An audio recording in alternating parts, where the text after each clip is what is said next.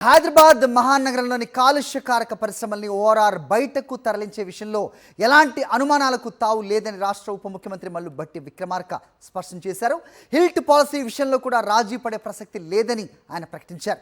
ఇప్పటికే రాష్ట్రంలో రాజకీయంగా హీట్ పెంచిన హిల్ట్ పాలసీపై శాసనసభలో చర్చ సందర్భంగా డిప్యూటీ సీఎం భట్టి విక్రమార్క చేసిన వ్యాఖ్యలతో హిల్ట్ పాలసీకి ప్రభుత్వం ఇస్తున్న ప్రాధాన్యత ఏంటి అనేది మరోసారి క్లారిటీ వచ్చింది. ఇదే సమయంలో హిల్ట్ పాలసీ అమలు ఎలా జరుగుతుందనే చర్చ కూడా ఊపందుకుంది.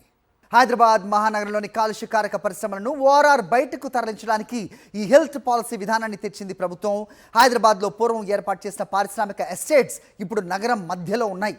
అవి ప్రస్తుతం నగరంలో మధ్యలో ఉండటంతో పర్యావరణ, సామాజిక, ఆర్థిక సమస్యలు తీవ్రంగా మారాయి.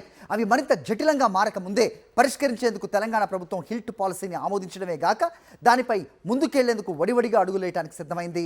దీంతో Hyderabad industrial lands transformation HILT policy అమలు ఎలా ఉంటుందో అన్నది ప్రస్తుతం ఆసక్తిగా మారింది.